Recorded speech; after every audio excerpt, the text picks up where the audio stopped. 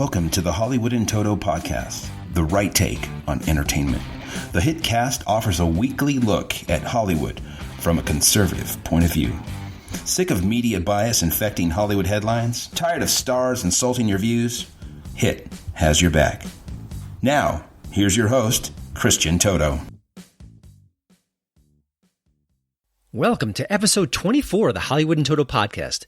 This week we're talking with Mickey White, a RedState.com columnist and a veritable fountain of information on all things pop culture. But before we get to Mickey, I wanted to share a little bit about what the media hasn't covered about the Colbert affair. By now, most people know that the Late Show host Stephen Colbert told a very naughty joke about President Trump and Vladimir Putin. It involved oral sex. I think you can do the math from there. When I first heard the joke, I figured, well, there'd be zero outrage. I mean, it's Stephen Colbert. He's one of the most progressive comics in the country. It's President Trump. He is the favorite target of the left and the media. And I was wrong.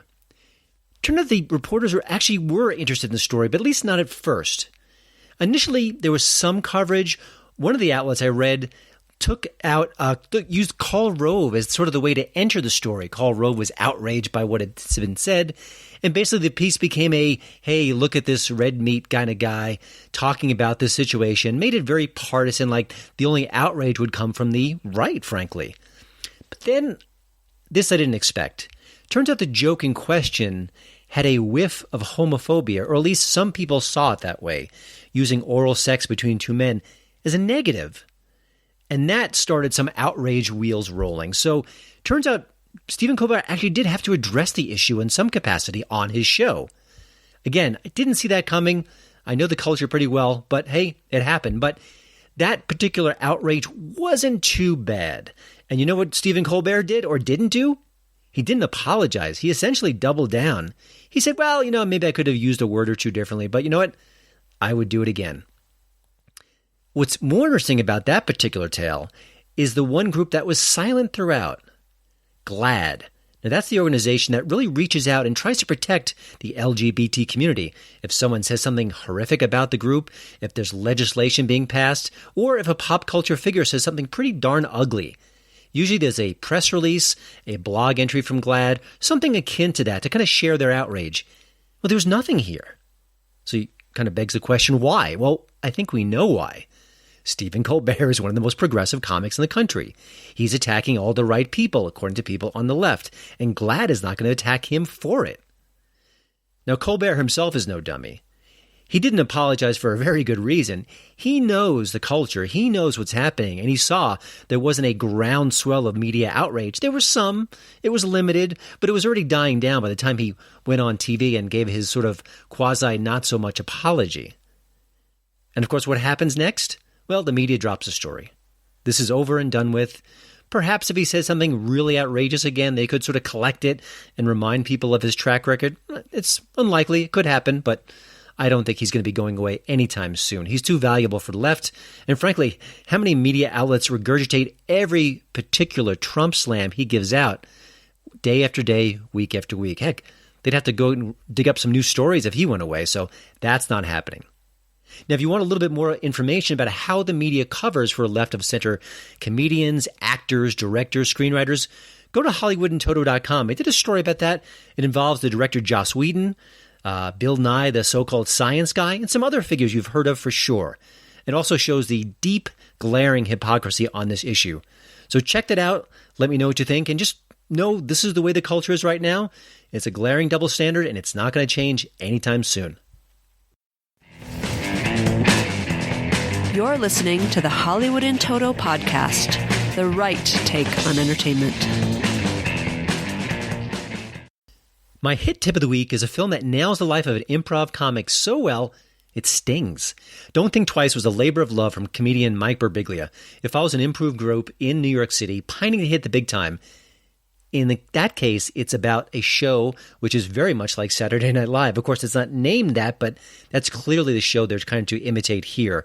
And of course, all these different improv comics hope that they can be the next SNL-style superstar.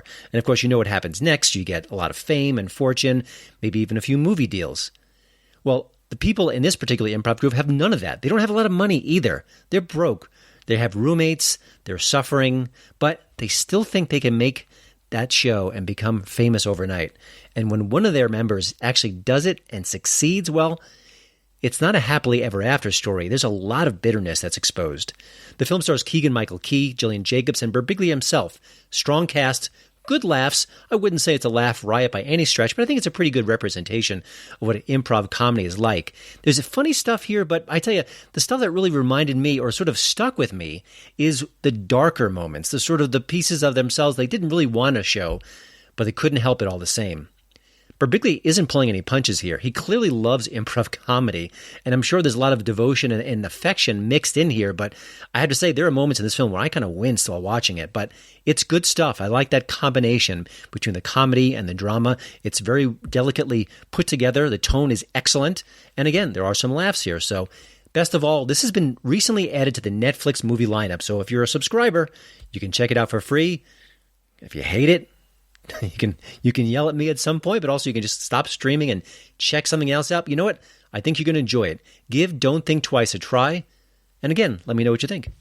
From CBN Documentaries comes a new film, In Our Hands, The Battle for Jerusalem, the extraordinary true story of the Six-Day War. Our goal is clear: to wipe Israel off the map. For 6 days in 1967, surrounded by enemies on all sides, Israel stood alone. The time has come and changed history. to begin a battle of annihilation. In Our Hands, The Battle for Jerusalem. In select movie theaters for a special one-night event Tuesday, May 23rd. For theaters and tickets, go to inourhands1967.com. Just a quick reminder, you can always find out more about HiT guests at the show notes page at hollywoodintoto.com. You can just enter the guest's name in the search bar, or you can add their name after the URL, hollywoodintoto.com/John-Doe. Just follow that formula, and you'll find out more about the guests and how to find more information about them online. Now let's get to this week's interview. Mickey White covers the confluence of Hollywood and politics for RedState.com. She also tackles entertainment as part of the Jim and Mickey Show, co-hosted by National Review's Jim Garrity. T-Jams, as they call it online and on the Twitter, is a razor-sharp podcast that focuses on the engaging side of pop culture. You know, there's a lot to talk about here, especially for people on the right. It doesn't always have to be dour and negative. I know I get pretty tough on Hollywood sometimes, but you know what? You also want to enjoy the Hollywood content that's coming our way. There's so much of it. A lot of it's great. And Mickey White does it better than almost anyone. Here's my chat with Mickey White.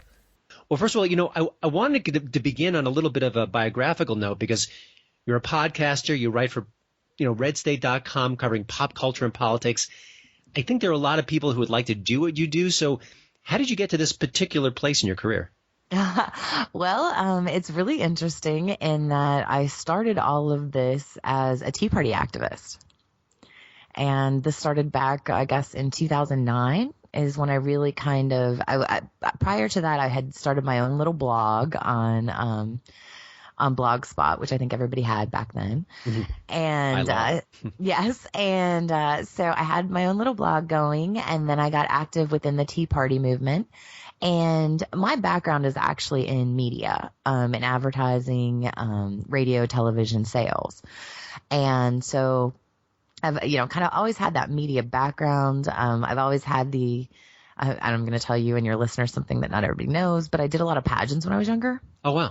And so I was always interested in public speaking and kind of getting out there, an attention whore, if you will.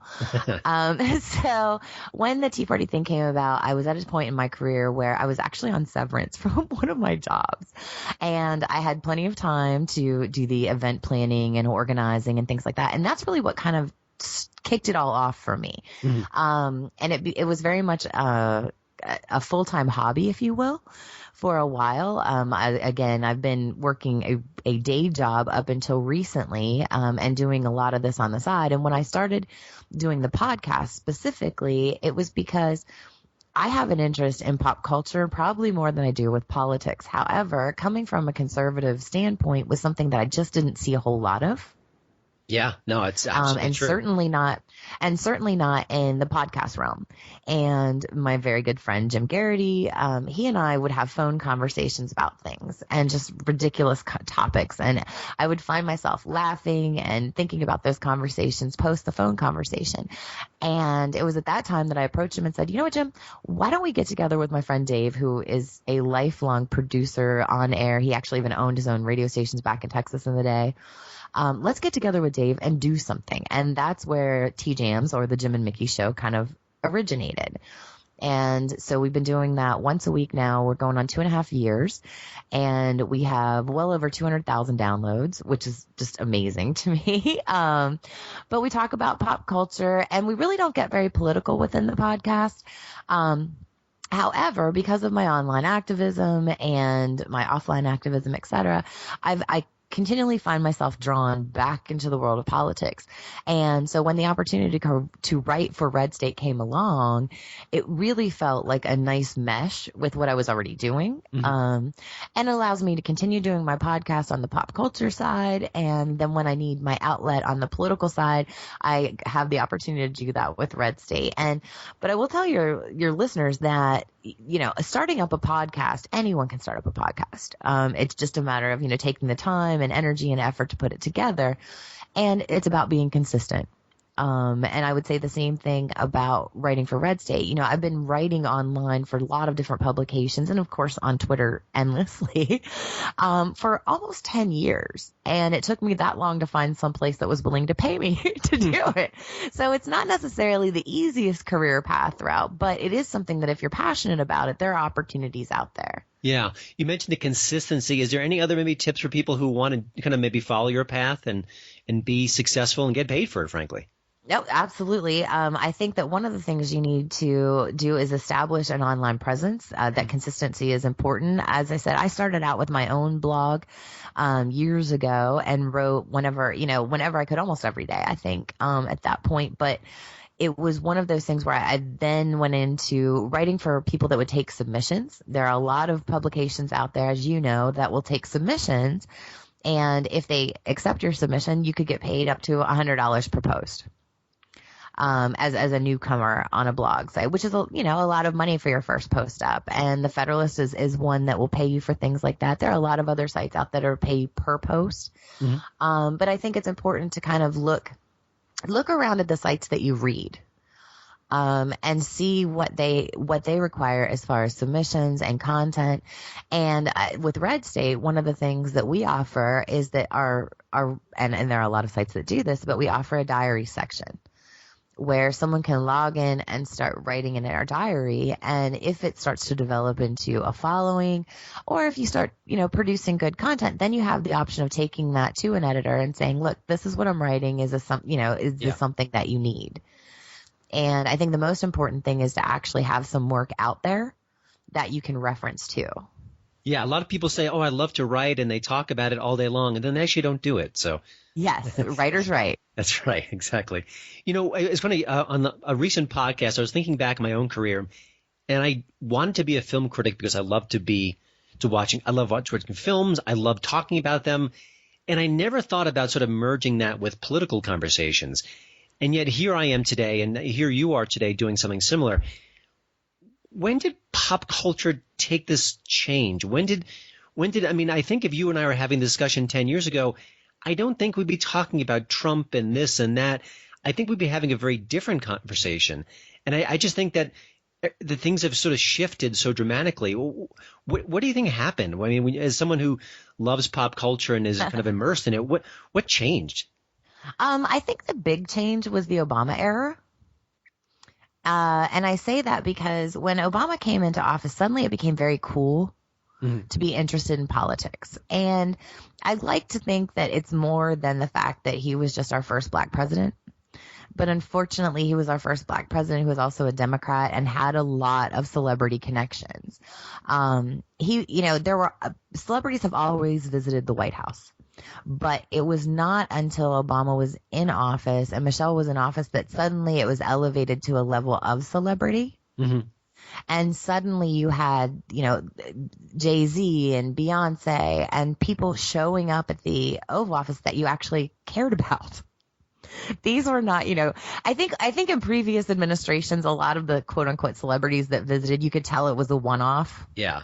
Type deal. Elvis and Nixon, perhaps? Right, exactly. It's not something new. It's just that in the Obama administration, they kind of merged that. One of the other things that we have found in the last, probably 10, 15 years is that celebrities have also become much more outspoken on political issues. Whereas it used to be kind of passé for them to say anything. They weren't really encouraged, and certainly back in the studio days, they weren't encouraged to step out and speak on political topics. Now, and it's not necessarily a good thing in my opinion, but we've politicized all the things. And that includes our pop culture. When you're watching a television show and they start making references specifically to current political culture, I should say, events, suddenly that merge and that blending becomes much more natural for everybody else as well. Yeah. Do you think that's hurting celebrities? I mean, you think about there's so many films in recent years where big star is, above the marquee on the poster, and then it tanks. Even a Tom Hanks can be in a movie, and it's absolutely no guarantee that people are going to go see it just because it's a Tom Hanks movie, where I think back in the day, if it's a Cary Grant or a John Wayne, you were in those seats because that was your star. And I think there are a lot of reasons why that's not the case anymore. But do you think that's part of it, that by getting political, they become divisive, and then all of a sudden it's not just Sandra Bullock, and I'm using a bad example because she's not really political, but it's Sandra Bullock who's an abortion activist or something. I mean, I guess are people taking note of that? I think that plays a role. I think it also is important to note the content of some of the films that have been put out. They have certainly moved to, back in the day, the film, and we talk about the studio era, but back in the day, during, we'll say World War II even, the movies that came out of Hollywood were supportive of our troops. We had hero stories about our troops. At some point during the Bush administration, that shifted. Hollywood started putting out more films that were, yes, they had a political message. Sometimes they had a social message, but a lot of times it was just pushing a specific issue. And I think that turns the audience off. I mean, if you look at the films that do exceptionally well, regardless of bombing, everyone else bombing at the box office, when Guardians of the Galaxy 2 comes out, it's going to crush records. Because it's a really good film. It's a good franchise. People are excited about seeing the characters, and they know they're not going to go in there and get a lecture. They're going to be entertained. And I think that has something to do with it. I mean, I think that there's a combination of things going on that are both playing against the industry. And one of them is obviously them speaking out on their own terms. One of the things Jim and I actually talked about on T-Jams a few weeks ago was that as an actor, your number one gift in life is to become someone else, to disappear into that role, right? That we talk about Tom Hanks, and the reason that he's considered one of the greatest actors of our time is because he's, blended into the role to where you don't see Tom Hanks. Yeah, I don't even recognize Tom Hardy half the time. He's that good a chameleon. Right, and that's what we want from our actors. That's what makes a great actor. If they become an activist and their face becomes associated with an issue, even if it's an issue that you might support, if it's an issue that is divisive, if it's an issue that they've kind of put their stamp on, it makes it almost impossible to then go and sit and watch that actor in a role because you don't see the role, you see the activist. Yeah, no, I agree. I think Sean Penn has been a really good example of that. As good as he is, I talked to many people who are just done with him, and I don't think he works as often anymore. I think his last bigger film, The Gunman, didn't do well. And that's a real issue. I want to switch gears a little bit to the Jim and Mickey show. You've got 100+ episodes under your belt at this point, and it's about 2.5 years old. What does kind of forcing yourself to dig deeper into the conversation, to have sort of Jim as your tag team partner, does it change the way you look at pop culture? I mean, do you appreciate it more? Do you laugh at it more? Are you saddened by it more? What is it? How do you kind of emerge from that at this point? I'm probably the only person on the planet who is not saddened by pop culture at this point. I find it very entertaining because to me, that's what it's supposed to be. As much as people invest in politics, I've often said, and people criticize me for this, but I've often said that a lot of what we do in politics is like fantasy football. in that we can have conversations, we can talk about it, we can make suggestions, but you never really see the needle move for real. And with pop culture, going in that your job is not to change things. When we discuss pop culture, one of the things I like to do is I find myself kind of being an explainer, if you will, of pop culture and what the benefits are. And a lot of times I think as conservatives, people have a tendency to look at something that's coming out of pop culture world, whether it be on E! or Entertainment Tonight or what have you, and kind of laugh it off as though it's not important. But the reality is it's just as important to that particular industry, because that's what we're watching. And I don't think people necessarily grasp that either, is that what we're really watching is industry news. A lot of it is sold as gossip. But reality is that, a lot of what we see on these shows ends up being a result of and product of the industry itself. A new show coming out, a new song coming out, a new artist appearing, actors and actors involved in different things. And so we're kind of getting a peek into the industry. And if you will know, while there are 3 to 10 cable networks, depending on how many you count, that cover political news throughout the day, what you have on all of your major broadcast channels is a half hour of news followed by an hour at least of pop culture news. That's important. That's for sure. It leaves a mark. One of the things that you kind of mentioned briefly, and I want to kind of expand on it a bit, is the reason you do what you do and what I do is because if you pick up Entertainment Weekly, it's written from a left of center perspective. And sometimes it's not clear and obvious. Other times it's right in your face. I mean, they kind of talk about the glories of a woke performer, which is maybe my least favorite word in the language. But, part of me wants to change that. Part of me wants to kind of wag my finger at them and say, hey, you're ignoring half the country. Why don't you write in a more balanced fashion? And then the other half of me says, well, they should just keep on doing it. It kind of helps me and helps people like you.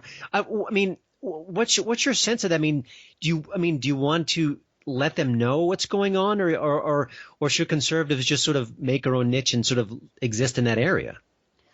I would love to see some major publications pick up more conservative-leaning writers. I'm not going to lie about that. Me too. I would like to see that happen. Having said that, the likelihood is pretty slim at this point.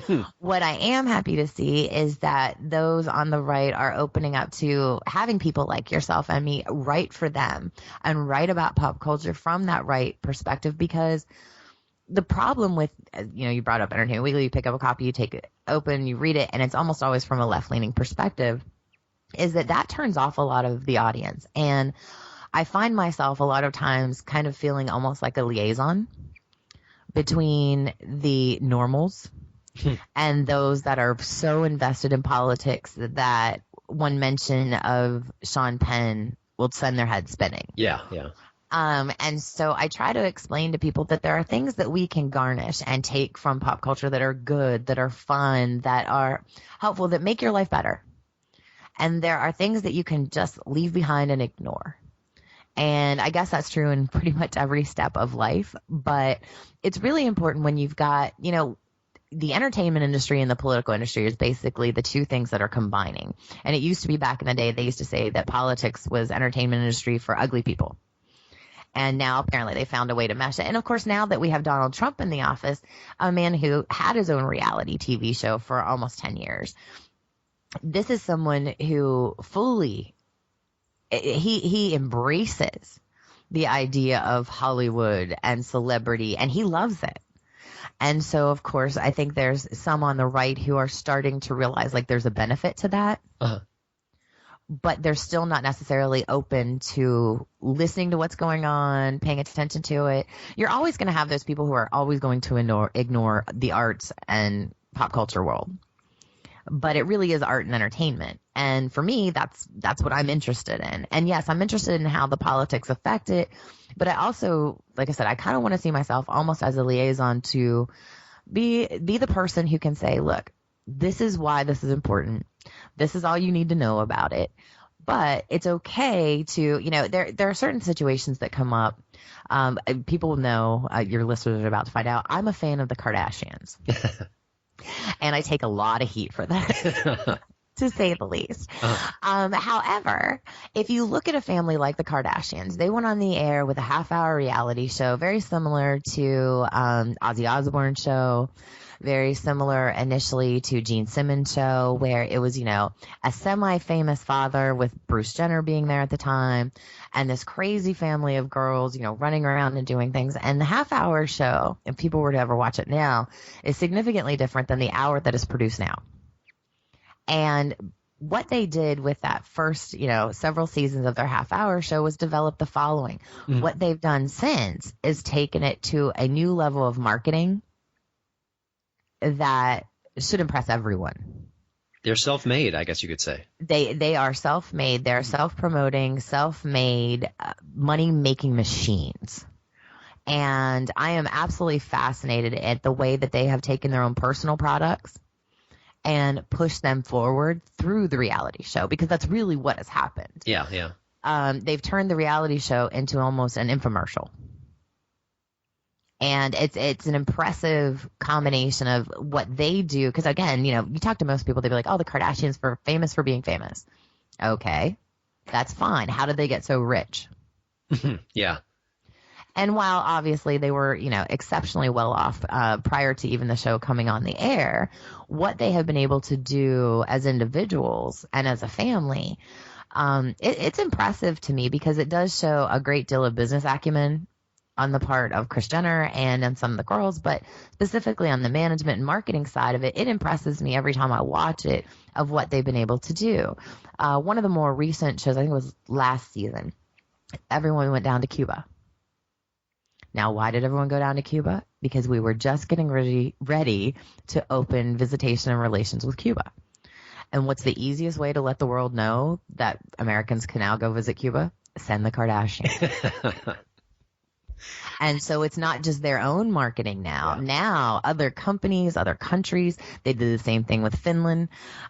When they do these trips abroad, when they go and visit places, all the little things that they do, it's becoming a venue and a vehicle for others to advertise through their popularity as well. Because it's not just going to be covered on the reality show. It's going to be on the cover of E! It's going to be on the cover of People. It's going to be on every single magazine that covers the Kardashians as well.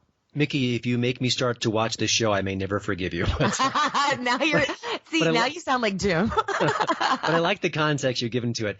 Quickly, I want to go looking ahead to the summer movie season. It's about to kick off. And besides the fact that King Arthur is going to flop really badly, do you have any sort of predictions or thoughts about the coming season? As I said, I'm excited about Guardians of the Galaxy. Too. That's one that I am actually legitimately excited about seeing. But I have to tell you, I'm more than disappointed than what's coming out of Hollywood right now. I have seen one too many reboots. I have seen one too many remakes. I'd like to see an original idea. And while they put all of these monies into blockbusters and into epic telling of stories, they're not putting a lot of effort into the original ideas. And that's what I'm looking forward to. There's always one movie of the summer that kind of surprises everyone. Maybe one that didn't get all the hype. Yeah. And I guess I'm looking for that movie right now. It could be Atomic Blonde, the Charlize Theron movie, which looks interesting. I think it comes out, I think, in July. Yes, but, that could end up being it. It's often the movie you can't predict that becomes that. But by the way, I really enjoyed the movie The Promise with Christian Bale and Oscar Isaac. And that was sort of an old school epic.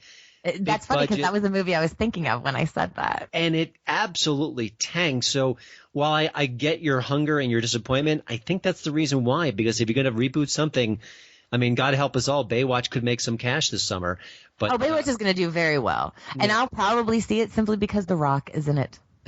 He is charming. But it's not going to be a good movie. No. I kind of know that up front going in, so I'm okay with that. That's right. I haven't seen The Promise, but that was exactly the movie I was thinking of because of I'm looking forward to seeing it. But it's one of those movies that, again, I don't feel it has the mass appeal that you're looking for in a story like this. That it felt like it was released a little early for Oscar bait. Yeah, the timing is unfortunate. I would say that for sure. Yeah, and that type of movie you normally see come out during the holidays or in the fall leading into Oscar nominations, and it kind of falls under that category to me. But I don't know that you have people that want to go to a movie theater. I mean, obviously we still have a lot of theater goers, but when you have a movie like that, that's one of those movies you look at and you're like, well, that's probably about 3 hours long. I could probably watch that from home. Yeah. No, there aren't going to be spoilers all over the internet for it. So, there's certain things that I think the audience takes into consideration. Hollywood has, and specifically the movie industry, has taken a lot of grief about the fact that the ticket prices are so high. It costs so much to go see a movie. But when the movie is good, people still go. Yeah, there's still that magic there, that's for sure. But I think a lot of the really great content, the more serious, more thoughtful, more deliberate content is all over TV. And so why would you leave your house to see The Promise when you can get something that rich and that sort of inviting and just watch it and home? You've got some really great programming coming through HBO right now. They just finished up Big Little Lies, which I absolutely adored. I thought that was exceptionally well done. And again, you're talking about thoughtful content that you can get at home. Then you have Netflix and you have Hulu and you have Amazon Prime. And so there's a lot of different outlets and options. And we probably have more options now than we've ever had before. So that's anytime that you have a saturated market like that, it's going to affect kind of the larger industry. But I think it'll be interesting over the next several years to see how things shake out between this kind of a la carte content that you can get at home and what we expect to see from Hollywood. We want to see the big blockbusters for them because we expect them to have the budget to produce it. Yeah. Now, these smaller, more thoughtful stories can be told on a smaller screen. There you go. And by the way, I think that Groot is actually a bigger movie star than Tom Hanks at this point. I mean, as far as box Baby office. Groot is the best. He's the best. So, Mickey, before we let you go, and I think we're going to segue from your HBO tip into the last question, which is, what are you watching right now? What's on your nightstand? What are you listening to music-wise? What can you recommend to people? And maybe not the obvious, go see Guardians Volume 2, because I think everyone's going to do that, but just something maybe a little bit off the beaten path you can recommend? I will tell you that I am not the biggest movie goer, so I apologize to your audience for that. I am the person who waits for it to come on demand, and I will watch it at home, which probably makes me the worst. However, I'm actually looking forward to some of the summer films, as you mentioned, but there's a movie that is called Split. Oh, yeah. That is already out, and it is available on demand right now. It was one of M. Night Shyamalan's movies, and I found it to be really interesting.